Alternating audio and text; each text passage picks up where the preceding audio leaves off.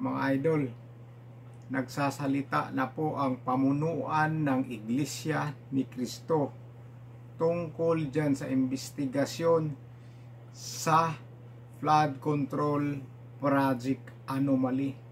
Sinubaybayan nila ng husto o talagang tinitingnan nila kung ano investigasyon, maayos ba o hindi.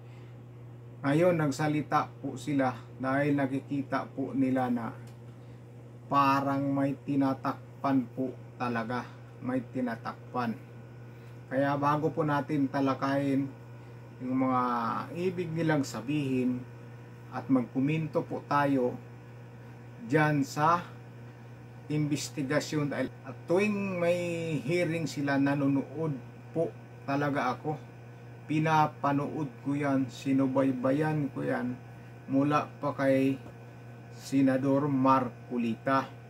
So ngayon, pakinggan muna natin yung tagapagsalita ng pamunuan ng Iglesia ni Cristo. Pakinggan po natin. Magandang hapon po sa inyo. Magandang hapon po, kapatid na Jen, kapatid na Nelson. Magandang hapon po sa lahat ng inyong mga manunood at lahat ng mga tagahanga. Payagan po ninyo na basahin ko na. Ito pong statement ng Iglesia ni Cristo galing po sa tagapamahalang pangkalahatan, kapatid na Eduardo V. Manalo. Pahayag ng Iglesia ni Cristo tungkol sa mga investigasyon ng malawakang katiwalian sa mga flood control projects. Ang Iglesia ni Cristo ay payapang nagmamasid sa kasalukuyang nagaganap sa Pilipinas. Kalakip ang pananalangin sa Diyos na sana ang makapamayani sa ating bansa ay ang kapayapaan at katarungan. Ang mga pagtatalo-talo at pag-aalitan na ibinunga ng malaking eskandalo ng katiwalian sa libu-libong flood control projects ng kasalukuyang administrasyon at ang mga pag-aawayang pampolitika ang dahilan ng mga kaguluhan ngayon sa ating bansa. Nakita namin ang ginawang hakbang ng pamahalaan sa layuning alamin ang punot dulo ng mga napaulat na mga anomalya sa mga nasabing proyekto. Bukod sa sinimulang mga pagdinig tungkol dito ng Kamara at Senado, ay itinatag din ang Independent Commission for Infrastructure, ICI. Tulad ng maraming Pilipino, naghihintay din kami hindi lamang sa magiging resulta nito na dapat ay totohanan at mapagtitiwalaan, kundi kung paano ito maisasagawa ng walang pag-aalinlangan. Gaya ng nararapat, kailangang mapanagot ang pinakaugat ng mga pagnanakaw ng daan-daang bilyong piso sa kaban ng bayan sa panahon pa naman ng paghihirap ng mga mamamayan. Ito ay para mailapat ang katarungan at harinaway upang hindi na tularan pa ng iba. Subalit, hindi ito magagawa kung ititigil na ang investigasyon ng Senado, gaya ng napapabalitang gagawin ng liderato nito dahil sa hindi malinaw na dahilan. Gayon din, hindi rin makatutulong ang investigasyon ng ICI sa palihim nitong pag-iimbestiga. Ano pat anuman ang maging resulta nito ay posibleng hindi maging katanggap-tanggap sa mga mamamayan at makadagdag lamang sa nagaganap na kaguluhan at kawalang katiyakan. Kailangang bukas at dapat masaksihan ng sambayanan ang mga pagdinig sa isinasagawang investigasyon. Naniniwala kami na para magkaroon ng kapayapaan, kailangang patuloy na imbestigahan ang malawakang katiwaliang iyon at isagawa ng may transparency at walang kinikilingan o pinagtatakpan. Isa itong kahayagan ng sinseridad ng mga kinauukulan. Nakalagda po ang kapatid na Eduardo V. Manalo, ang tagapamahalang pangkalahatan ng Iglesia ni Cristo. So yun mga idol, mga kababayan, Napakinggan na po natin ang pahayag ng Iglesia ni Kristo. Ngayon may nakita sila dyan sa ICI na pamumuno ng ICI na yan, investigasyon ng ICI, yung independent commission, independent. Ngayon mga kababayan, nagtataka sila kung bakit hindi transparent. Bakit nga hindi ginawang transparent? Parang narinig ko pa yata nung balita na yun, hindi ko lang kung confirm yun, na hindi daw nila sa publiko ang magiging resulta ng kanilang investigasyon. Ito ngayon mga kababayan, diyan ako magkukomento sa ICI. Ano lang po sa akin, sa baga komento to, akin lang po ito. Kasi grabe na stress ako nung mga ilang araw, kaya ako nagkasakit. Nagkasakit ako ng todo. 1 linggo mahigit. Dahil sa kapanood ko na sobrang stress ako sa napapanood ko. Totoo po yan. Kaya ako nagkasakit. Kaya nga tinatakpan ko tong likod ko ng jacket kasi tinatamaan ng aircon ang likod ko. Hindi po ako pwedeng tamaan ng aircon. Ganito mga kababayan. Ang tanong lang po natin dyan sa ICI, independent, para nga daw sa taong bayan yan. Bakit po hindi nila ginagawang live yung ginagawa nilang mga investigasyon? Pinagkaitan nila ang taong bayan na makita kung paano inimbestigahan at kung sino-sino ang iniimbestigahan nila.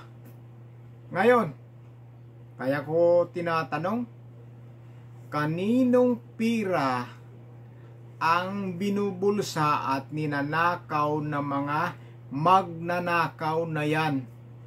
Pira po ng taong bayan yan. Pira ng mga mamamayan. Pinaghirapan natin yan. Di ba? Tapos, yung may-ari ng pira, naninakawan, nilustayan ng pira, pinagkakaitan ng investigasyon, itinatago, hindi nila live. Dapat ganyan, nila live dahil pira ng taong bayan yan. Hindi yan pira ng mga opisyal. Pira ng taong bayan. Hindi mo nila naisip yan. Kung sino yung mga totoong mga ninanakawan, nilulustayan ng pira, pinagkaitan ng transparency. Anong klaseng ebidensya yan? Ebidensya o anong klaseng investigasyon? Tanong ko lang po yan. Tanong ko lang po dyan sa ICI na independent daw. Tanong ko lang po. Bakit po hindi ginawang transparent o nila live yung investigasyon nyo sa taong bayan? Dahil ang taong bayan po mismo ang ninakawan ng mga corrupt na opisyal na yan. Di po wala pa akong papangalanan dahil nag-iimbestiga nga po yan sila eh. Wala po tayong pangangalanan. Ang tanong lang po natin, bakit hindi nila live yung kanilang mga ginagawang pag-iimbestiga?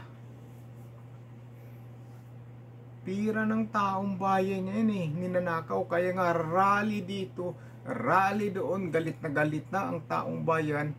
Nag-rally, nagsisigaw sa kalsada, naghahanap ng ustisya para sa pira ng bayan na ninanakaw ng ilang opisyal ng gobyerno. Tapos pagkaitan nila ng transparency, hindi nila live Sana may manood dito na official eh.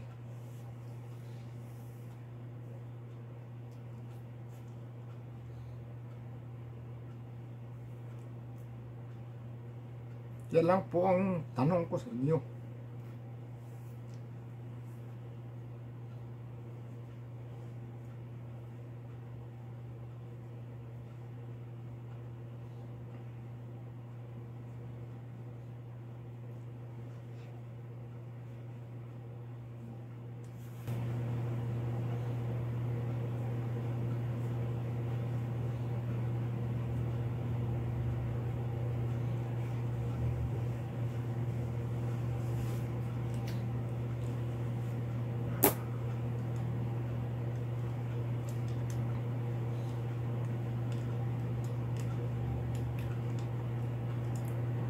Pasensya na po. Mahirap.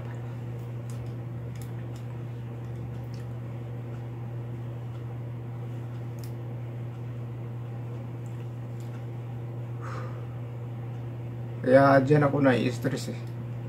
Na-stress po talaga ako dyan. Kaya sinabihan ako ng misis ko na huwag na akong manood. Pati sa cellphone, hindi na ako manonood. Hindi ako iniwas akong manood. Minsan hindi ako makapagpigil, nagko-comment ako doon. Talagang hindi ko makakaya na. Kahit siguro kayo na nanonood dyan, makikita mo naman na maraming iniiwas. Senado pa lang eh. Tingnan nyo sa Senado. Ang daming kongresman na pinangalanan doon ni mga Diskaya. Ngayon ang mga senador ang talagang hinabol at kinakasuhan na nga. Yan si Bryce James. Ang daming kongresman doon na sa kanyang laptop na nakalagay, naka-record. Pero hindi nila pinadala sa Senado at pinapabasa doon kung sino-sino yung mga kongresman na kasama doon sa listahan ni Bryce James. Bakit? Pero yung lahat ng senador na binanggit ni Bryce James nakakasuhan na. Nakakasuhan po. Senador Chis Escudero pinatawag sa Comelec, pinapaliwanag. Senador Jingo Estrada paila na ng kaso. Senador Joel Villanueva papaila na ng kaso. Sino pa ba dyan sa Senado na kakasuhan nila? Susunod nila yan si Chis Escudero. Kasuhan nila yan. Tapos si Bong Revilla, dating senador.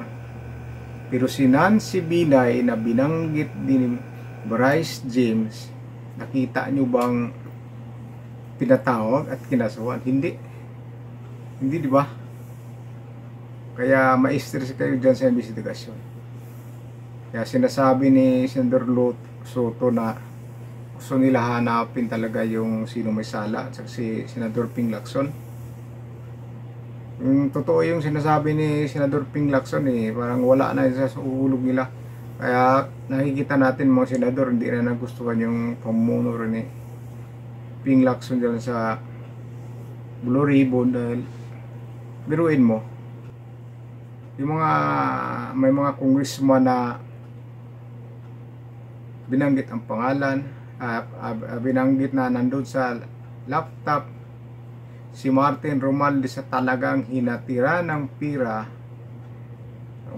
ilang milyong pira. Yung lumabas pa na witness ang pinag-initan. At ang pinag-initan yung lang, attorney of affidavit. Attorney of affidavit. May mga nagrinig ako ng mga nagbablog, ang dami na affidavit, attorney of affidavit. Wala man daw attorney, iba ang pumirma, wala man question. Kasi halimbawa maraming pwesto yung abogado niyan. Sa dami niya, hindi niya matatambayan lahat eh. Hindi niya matatambayan lahat eh. Alam naman pag-iipunin niya at papabalikin ng mga customer nila. Diba hindi? Kung anong araw ka magpanotary, napipirmahan ka agad. Ay kung nasa kabilang pwesto yung abogado, o na may nasa kabilang pwesto pa, yung marami pwesto niya, tapos ba't napipirmahan yung mga nila, diba? Kasi tinatatak, tapos binigyan na ng authorize siguro ng attorney yung sekretary niya. Hindi ko sinabi kung totoo, pero marami lang akong naririnig. Marami naman siguro magsasabi dyan na may ganun po talaga. Kahit na si Senador Marcolita, sinabi na rin niya yun eh. Ano yung sinabi dyan? Tsaka may isa pang ano dyan, yung ex-general si Bio Puins, may naano siya na panotary, iba naman ang pumirma, hindi naman totoong abogado. Pero may tatak ng ano doon, account ng abogado, may number, ayos na yun. Pag may komisyon, siyempre ano yung panindigan ng abogado yun. Nakita siguro ng abogado ni witness na ex-marine, yung mabigat pala yung napirmahan niya na hindi pala sa kanya pirma, at pag-akinin niya yun, siguradong ipapatawag siya. Ang tanong nung bakit yung ano, yung attorney, affidavit ng attorney ang kini-question? Kasi ang sabi ng mga abogado, pwede pala yun, pwedeng papalitan na lang. Ang importante nakariko dun sa ano, sa hearing nila yung lahat ng sinabi ni Kulsit, ano pangalan, nakalimutan, Kulsit, nakalimutan kong pangalan niya, di ba? Ganun lang yun. Daming abogado na yung ano, kahit ilang abogado patanungin mo dyan, buko na lang yung abogado na ano talagang loyalist ni BBM, ka-loyalist ni Tambaluslos. Sabi niya talaga na pag wala na ang taryo, invalid na rin yung salaysay ng witness. Nanumpa yun eh. Kasi pirmado rin niya yung affidavit niya eh. Talagang tista ano niya, yung statement niya, diba? Bakit yung notary ang pini-question ngayon? Ngayon gusto pang ipatawag doon sa DOJ, papaliwanagin. Klase yun. Saka ang tanong mo, hindi nila basta-basta maano yun, Marines yun. Hindi yun bibitawan ng mga Marines. Babak-upan nila yun. Hindi nila basta-basta madudukot o maano yun, matatakot. Subukan nilang ano yun, napakadelikado. Mga kababayan, nakakadismaya yung investigasyon na yung isa nililihis, yung isa naman walang transparency, hindi naka-live, nakatago, di ba? Dapat hindi nakatago, dapat talagang naka-live, dahil pira ng taong bayan yung pira na hinakaw ng mga buhaya na yan. May ilang opisyal ng gobyerno ng mga buhaya. Iglesia ni Cristo, sinubaybayan pala ng husto at nakita rin nila. Kaya nanawagan sila na transparency. Dapat siguro ila-live yan para makita ng taong bayan. At sa Senado nakita rin nila na parang halata na hindi lahat iniimbestigahan, may iniiwasan. Congressman pa lang wala na eh. Hindi na pwede ipatawag ang congressman. Walang hiya. Hindi na pwede. Yung pinangalanan ni Diskaya, 16 ba yun? 8 o 17 na congressman. Ang lahat ng binanggit nun, Saldico, Romualdez. Di ba? Ito si Bryce James, yung inano niyang senador, yung kakasuhan na. Pero yung laman ng laptop niya na mga congressman, hindi pinadala dyan o pinakuha mo lang para mabasa ni Bryce James kung sino-sino yung mga pangalan. Di ba? Okay. Hindi ba mahalata yung investigasyon ng Blue Ribbon saka Senate, yung Senate President? Kasi kung gusto talaga nila makita kung ang lahat ng mga salarin, pakuha nila yung record at pabasa dyan sa para makuha nila mga pangalan. At si Diskaya naman, yung pinangalanan niya, ipatawag lahat yon kasi hindi nawawala ang pangalan ni Saldico at ni Martin Romualdez. Yung dalawang pangalan hindi nawawala sa mga binanggit ng mga nagsasalita. Pati si PWH, yung pinakaano nila, naghatid pa ng pira talaga kay Saldico, kay Martin, di ba? Tapos ni isang congressman walang iniimbestigahan. Ang tanong ay bakit pinalitan si Marcolita yung nababanggit ng mga congressman? Katapos ng hearing napalitan kaagad. Doon pa lang iniwas sa kaagad yung mga congressman eh. Doon pa lang nagpalit na kaagad eh. Ewan ko bakit may bumuto doon na tumiwalag na ilaw na tumiwalag sa minority doon. Dalawang Villar, Sang Cayetano, GB Ercito, Erwin Tulfo, Rafi Tulfo, Lito Lapid. Yan sila ang mga bumaliktad. Pito ang bumaliktad. Pero alam ko na yan si Erwin Tulfo at saka Rafi Tulfo eh. Lagi yan doon sa lagi yan doon sa administrasyon. Hindi yan susuporta sa minorya o sa laban sa administrasyon. Administrasyon yan sila eh. Si Lito Lapid, wala yan. Walang kinakampihan yan. Yan kung sino majority doon ni siya, kung sino majority doon nagsasabay sa Agos lang yan. Ikita lang naman yung senador Lito Lapid eh. Yan ang sobrang timing na senador, hindi mo marinig. Kasi sa investigasyon, hindi mo makikita kung nandyan o wala o anong sinasabi o wala. Yan ang sinasabi ko lang nila sa joke lang. Yan ang ghost senador. Senador pero hindi mo makita sa mga investigasyon. Hindi mo makita talaga.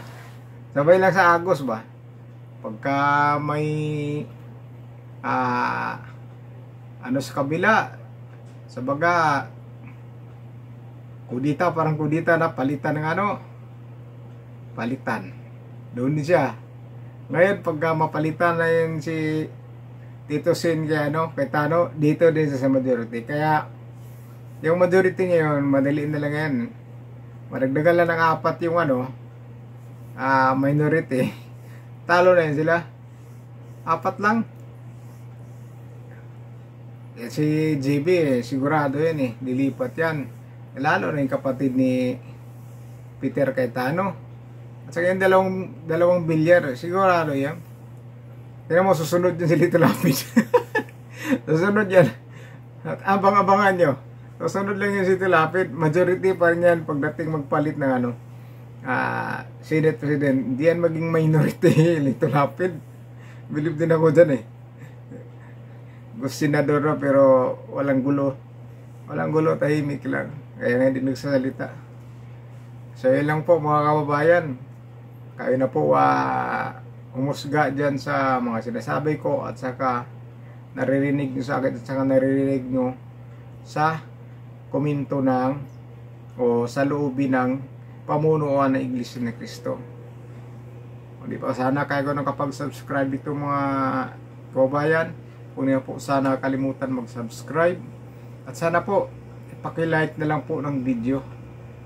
Po sana tulong na po yan sa akin bilang suporta. Ito po ay pina-vlog po natin para makita rin natin. Ako kasi nagsusubaybay po talaga kaya tumigil ako, nagkasakit ako, na-stress ako. O kaya naman hindi ko mapigilan sarili ko dahil sa stress ko yan sa kapapanood ko ng mga investigation na tumpok na biglang lihis. Ano lang po, maraming salamat sa inyo o ingat po kayo.